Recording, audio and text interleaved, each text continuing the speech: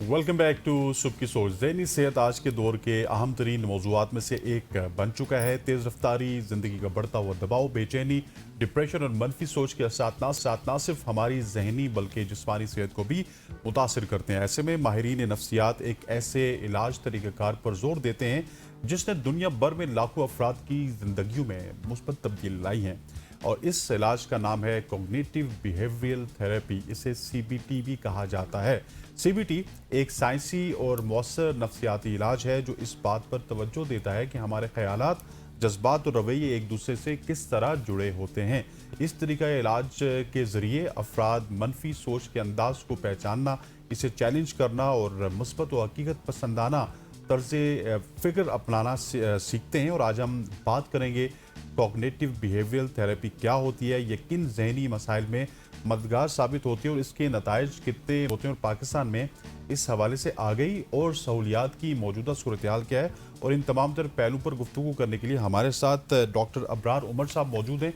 Doctor साहब के हवाले से बताते चलूँ कि इन्होंने CBT के हवाले से इनको इस CBT के ऊपर अबूर हासिल है। इसके अलावा हिप्नोसिस के ऊपर इनको अबूर हासिल है। ये मेडिकल डॉक्टर भी हैं, प्रोफेसर भी हैं, एजुकेशनिस्ट हैं। बहुत कुछ काम इन्होंने अपनी ज़िंदगी में किए हैं और माशाल्लाह से आज ये सिर्फ CBT को एक्सप्लेन करने के लिए हमारे साथ मौजूद है। बिल्कुल, आज हम बात करेंगे CBT के हवाले से कि क्या है और किस तरह से, अगर हम बात करें कि दूसरी नफ्सियाती मुशावरत से मुख्तलिफ है, तो वो डॉक्टर साहब बेहतर तरीके से एक्सप्लेन कर सकेंगे। Thank you so much sir for your time, आपने वक्त दिया। सबसे पहले तो सर मुझे ये बताएं, हमारे देखने वाले नाज़रीन, वैसे तो हसनैन ने अपने इंट्रो में इब्तिदा में बहुत अच्छे तरीके से एलैबोरेट किया, लेकिन ज़ाहिर जिसकी फील्ड होती है वो इसको बेहतर तरीके से, बेहतर अंदाज में बता सकता है। अभी देखने वाली हमारे पास हर तरह की ऑडियंस है। CBT क्या है और ये किस तरह से डिफरेंट है अगर जो हम बाकी नफ्सियाती मुशावरत की बात करते हैं उससे?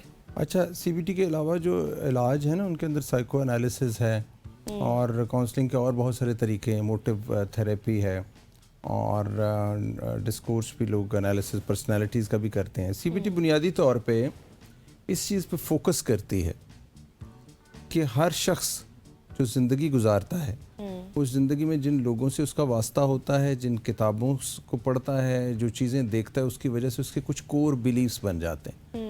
यानी उसको कुछ अकायद बन जाती है। मजहबी अकायद की बात नहीं हो रही, ज़िंदगी गुजारने के अकायद।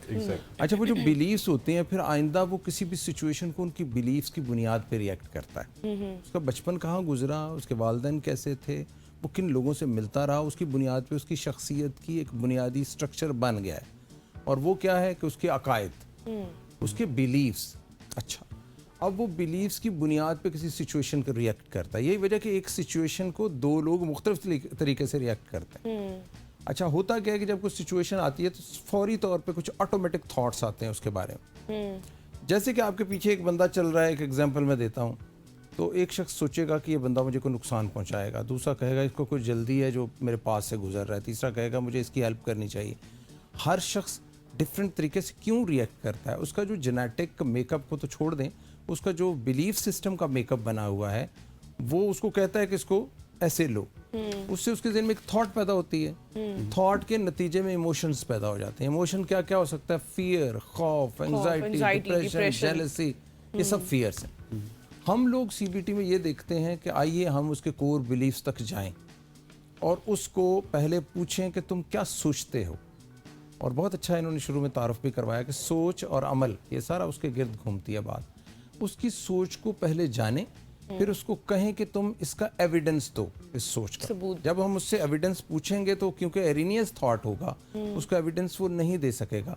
फिर हम उसे कहेंगे कि इसके हक में और इसके मुखालिफ कुछ सोचें सोचो। कुछ भी CBT की प्रैक्टिस है वो इस पे बुनियाद रखती है। हम सब्सटेंस यूज डिसऑर्डर के लिए करें, रिलेशनशिप इश्यूज़ के लिए करें, पोस्ट ट्रॉमेटिक स्ट्रेस डिसऑर्डर को हम ट्रीट कर रहे हैं, हम फोबियाज़ को कर रहे हैं, उसकी बुनियाद यही है कि हम उसे कहेंगे कि अपने थॉट को चैलेंज करो। वो जब चैलेंज करेगा तो उसके नज़दीक और थॉट्स भी आएंगे। जब वो अल्टरनेटिव थॉट्स आएंगे तो हम एक मुतबादल मुतवाज़न थॉट को एंटरटेन करेंगे और उसको कहेंगे इस पे वर्क करो। जब वो इस पे वर्क करेगा तो कॉग्निशन लेवल पे उसके जो बिलीव्स बने हुए हैं उनके ऊपर भी काम होगा। गोया कि CBT चैलेंज करती है उसकी परवरिश को भी और सब कुछ को, कि जो कुछ हो चुका है हम उसमें इंटरवीन कर सकते हैं और उसकी पर्सनालिटी को ऑल टुगेदर चेंज नहीं कर सकते तो उस बीमारी के हवाले से चेंज कर सकते हैं। और जब वो पॉजिटिव सोचता है तो उसके बॉडी के केमिकल्स भी पॉजिटिव रिस्पॉन्ड करते हैं। आप देखें जब हम नेगेटिव सोचते हैं ना तो हमारी एड्रेनालिन सिक्रीट होती है, कॉर्टिसोल सिक्रीट होता है, ये 2 हार्मोन्स हैं और इससे हमारी एंग्जाइटी लेवल बढ़ जाता है। लेकिन जब हम पॉजिटिव सोचते हैं, ब्रेन को अच्छे मैसेजेस देते हैं तो सेरोटोनिन रिलीज होती है। That is beautiful thing, that is something which gives you calmness and gives you pleasure. So वो कहते हैं कि pleasure is nothing but the level of serotonin in your body. तो serotonin ये सारा सब्ज़र over the time analysis हुआ। तो CBT पहले cognitive theory थी, फिर behavioral theory थी, अब उन्होंने कहा जी CBT। अच्छा एक और मसला है कि behavior है फ़र्ज़ को आपका, आप एक behavior है उसके अंदर मुब्तला है, वो कोई भी behavior हो सकता है, गालम गलोच करते हैं, चीज़ें फाड़ते हैं, गिलास तोड़ते हैं, या आप जो है कोई ड्रग यूज़ करते हैं। आप किसी बंदे का बिहेवियर चेंज करें तो कॉग्निशन भी चेंज होगी। यानी सीबीटी कहती है कि इन दोनों पे वर्क करें बगैर पीछे जाए बंदे के। बहुत पीछे जाने की ज़रूरत नहीं कि आप उसे कहें कि हम तेरा साइको एनालिसिस करेंगे, तुम्हारे बचपन में जाके करेंगे। नो, आप स्पॉन्टेनियसली उसकी जो मौजूदा सिचुएशन है उसके ऊपर वर्क करके उसकी शख्सियत में नेसेसरी तब्दीलियां ला सकते हैं। ये डिप्रेशन में भी बहुत आम, और ये गोल्ड स्टैंडर्ड है। गोल्ड स्टैंडर्ड का मतलब होता है ऐसी ट्रीटमेंट जो कि गोल्ड स्टैंडर्ड साबित हो चुकी है। अच्छा। यानी उसके साथ किसी और ट्रीटमेंट की ज़रूरत नहीं है। So CBT is gold standard for depression, for post traumatic stress disorder, for phobias, for anxiety, stress, सब के लिए गोल्ड स्टैंडर्ड। और इसका टाइम फ्रेम भी कोई होता है कि कितने टाइम में ये? इसके लिए देखिए 6 to 20 सेशंस आप ले सकते हैं, लेकिन इसके जो बहुत स्टेबल इसकी है एग्जीक्यूशन वो 12 सेशंस है। यानी आप एक हफ्ते में एक सेशन लेते हैं तो अब तकरीबन 3 महीने में 12 सेशंस मुकम्मल करते हैं। दूसरी बात ये है कि हमें सेशन की ड्यूरेशन भी बता दीजिए। हाँ 40 मिनट्स। 40 मिनट्स। अच्छा। लेकिन आप मुझे अगले सवाल, क्योंकि मैं तो एक सवाल में बहुत सारे जवाब देना शुरू हो गया। जी। So I would wait for next question कि आप भी तो बोलें अंदर। नहीं सही है, जाहिर है आपकी फील्ड है तो हम भी उसमें जो है हमें भी कुछ ना कुछ सीखने को मौका और मिल भी रहा कुछ मालूमात है वो हम चलते हैं बातों से बातें निकल रही है, लेकिन चूंकि टाइम भी हमारे पास शॉर्ट है, मैं चाहती हूँ कि आप बुक के हवाले से भी कुछ बताना चाह रहे थे। किताब जो है ना मेरी, ये जैसे मेरे पास ये किताब पड़ी हुई है, सोच बदलो ज़िंदगी बदलो, this is change your thinking and change your life. ये मेरे पूरे जो तजुर्बात है, अच्छा मैं देखता भी है ना, मरीज़ देखता हूँ, जो केसेस मैंने देखे, जो नॉलेज है मेरा, उसको मैंने बहुत अच्छी उर्दू में रीडेबल और अंडरस्टैंडेबल स्टफ़ है ये सारा आम लोगों के लिए। अच्छा। अगर वो ये किताब पढ़ेंगे तो उनको समझ आएगी, और ये कॉम्प्रीहेंड करती है बहुत बेसिक इश्यूज़ को जितने भी हैं उनको, जवानों के, ख़वातीन के, मर्दों के, और स्ट्रेस से लेकर आप देखें ये प्री मेंस्ट्रुअल डिस्फोरिक सिंड्रोम तक, और फिर इसके अंदर एनवायरनमेंट जो है वो है, फिर वर्क हरासमेंट, वर्क प्लेस पे जो हरासमेंट, मतलब everything is included in this book. और ये बुनियादी तौर पे आपको रास्ता देती है कि अगर आप इस तरह की किसी एलिमेंट का, साइकोलॉजिकल एलिमेंट का शिकार हैं तो आप इसमें जाएं। अच्छा सर, क्योंकि हमारे पास वक्त कम है और आपने भी कहा कि हमने सवाल करने, तो हमारे यहाँ बहुत ज़्यादा शादी के मसाइल होते हैं, ख़ानदानी तनाज़ात होते हैं, उसमें आपकी सीबीटी किस हद तक इम्पैक्टफुल साबित होती है, मौसर साबित? मेरा जो सबसे फेवरेट है टॉपिक, या जिसमें मेरी बहुत ज़्यादा मैं कहूँगा इफ़ेक्टिव हूँ, वो रिलेशनशिप इश्यूज़ हैं।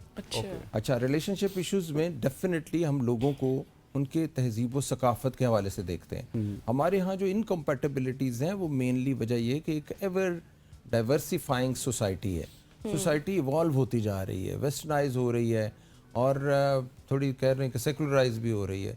तो जो इनके मजहबी बिलीव्स थे उनके अंदर चेंज आ रही है, ट्रांसफॉर्मेशन हो रही है। उसके अंदर एक खातून और मर्द जब आपस में शादी करते हैं तो एक दूसरे की पर्सनालिटी को बड़े सतही जानते हैं, अगर वो लव अफेयर के नतीजे में भी शादी हो।